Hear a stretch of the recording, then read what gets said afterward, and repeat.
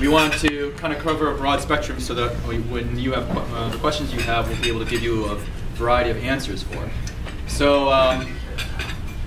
what I would like to do is just have each of the panelists talk, introduce themselves and their background, so you get an idea of their experience and the perspective that they're coming from.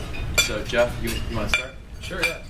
Hi, I'm Jeff Judge. I'm the co-founder of Interactive Mediums. We're a mobile marketing agency here in Chicago. We provide full-service solutions with a technology platform behind those services. So full-service program management and campaign setup, and we provide the technology behind those programs, and then also do other things like develop iPhone apps and different mobile apps.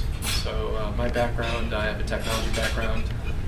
I worked at Orbitz.com for 5 years. Before that, I did a bunch of different consulting gigs, and I saw the opportunity with mobile, and it's pretty exciting.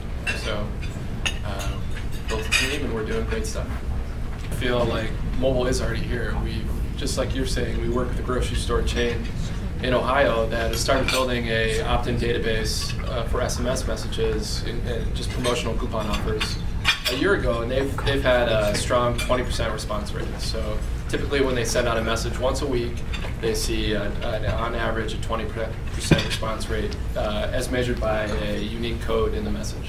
And so in that respect, they've started building the database, they understand it's integral, and they're going to continue to do new innovative things as phones become smartphones become more popular and more widespread. So I think that, but then you look at other businesses where, like here in Chicago, I have everything I need via phone. So I can see the metro schedules, I can order food, I can look at movies when they're playing at a geo-based theater around me. So it's already serving my needs. So I think it's there. I think the foundation's starting right now in many businesses, and definitely a way to explicitly segment with SMS. So you can do keyword-based segmentation. I think that the mobile web does a really good job with gathering data on phones and as well as applications. But with SMS, you have a little more limited, although it does have the widest reach. Huge proponent of SMS. We do 20 million messages a month. Love SMS, but you don't get the rich stats behind SMS. You really know the message and the phone number. It's an explicit segmentation though. So you can't get a lot of implicit data from SMS aside from like listening to what people are saying and having behavioral data. But you can get explicit segmentation that way, but not necessarily. You can't derive a lot of info from just the message itself. Thank you.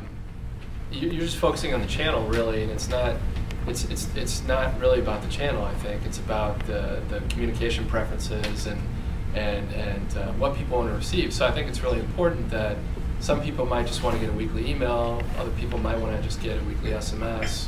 And so with SMS, you're going to, people are going to have a really easy way to get out. I mean, that's the greatest thing about SMS is it's super easy to get in.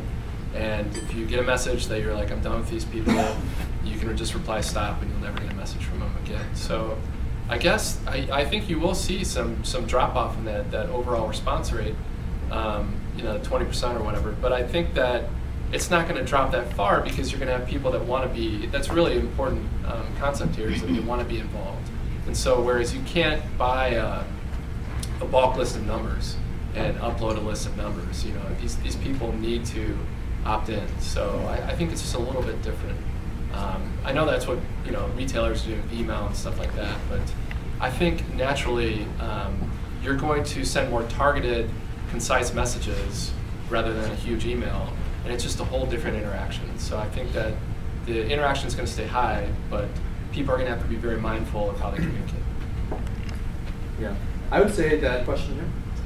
So I have 2 questions. First, how do we connect the phone number when they do respond back to who the person is with the address?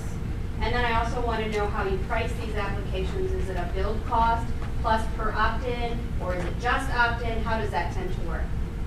Well, I'll try to go really quickly. So with your first question, you can, if you wanted to, that would depend on the data that you already have. Or the data that let's say I have their mailing information. I know who they are by their address. Yeah. Do you have their phone number? do I have their mobile phone number? Yeah. Probably not. So I've sent them something that says, please opt in using SMS. Right. I need to connect them back to the direct mail piece. Right. So unless you have their phone number, I think you're going to hit a gap. I mean, Can I give them each a specific code to send Sure. to 1, 2, 3, 4, 5? Sure. Sure. Yeah. Yeah. Some direct marketers are taking. So here's a great example of how to do that.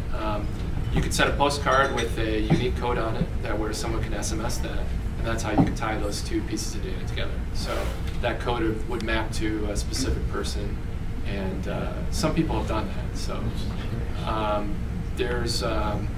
to answer your second question, the way we price things, it's all dependent upon the program. So we license our platform for marketing purposes, for opt-in marketing purposes, and our pricing starts as low as $250 a month and goes up to $10,000 or whatever. And then we do program fees and all kinds of different things. And so there's a lot of different. So that's software as a service? Yeah, exactly. Yes. Okay. Yes. Yeah.